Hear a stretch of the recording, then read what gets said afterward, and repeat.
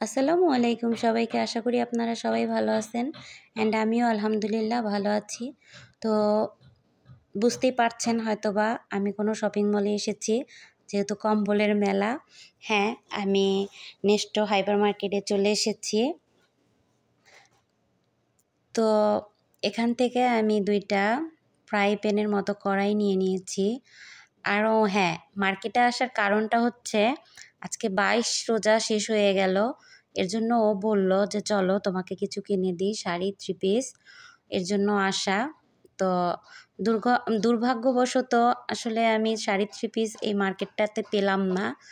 তো পাইনি যখন, সেক্ষেত্রে ও বলল যে চলো ঢুকেই যখন পড়েছি এই মার্কেটে তখন অন্য কিছু কেনাকাটা করে নিয়ে যাই। তো যেই ভাবা সেই কাজ, সেটাই করতেছিলাম।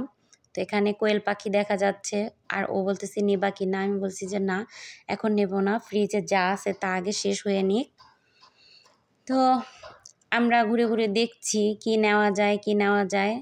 তো কিছু 2টা ট্যাং নিয়ে নিয়েছিলাম ওইখান থেকে, ওই দুধের ওইখান থেকেই 2টো ট্যাং নিয়ে নিয়েছি। যাই হোক, তো এই নেস্টো হাইপার মার্কেটের বিষয়ে আরেকবার আমি একটা ভিডিও ছেড়েছিলাম, সেগুলার ভিতরে বলেছিলাম যে এখানে কিছু পাওয়া যায়, এভরিথিং সব কিছুই পাওয়া যায়।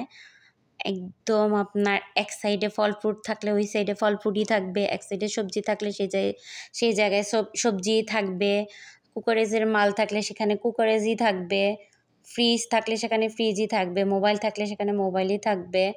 ইলেকট্রিক্যাল সব কিছুই পাওয়া যায়, কাপড় চোপড়, জুতা থেকে, ঘড়ি থেকে, ব্যাগ থেকে, বোরকা থেকে সব কিছুই এখানে পাওয়া যায়। কিন্তু আমার না এখানের এগুলো তেমন একটা ভালো লাগেনি। যাই হোক, এখানে আবার 3 ফল দেখা যাচ্ছে। তো গতবার আমি 3 ফলটা দেখিনি, এবার দেখলাম। তো এর জন্য আমি আবার এটার ফুটেজটা নিয়ে নিয়েছি। এখানে পেয়ারা দেখা যাচ্ছে, মিষ্টি আলু। এই সাইডটায় আবার সব ছিল বাদাম, পেস্তা বাদাম, কাজু বাদাম, কাঠবাদাম, আখরোট, কিশমিশ, জিরা, খেজুর। তো এই সাইডটায় এগুলোই ছিল সব। তো হাঁটছি আর দেখছি, আসলে ঘুরে দেখতেও ভালো লাগে, বিশাল বড় একটা মার্কেট, দোকান। যাই হোক, ঘুরে ঘুরে দেখছিলাম।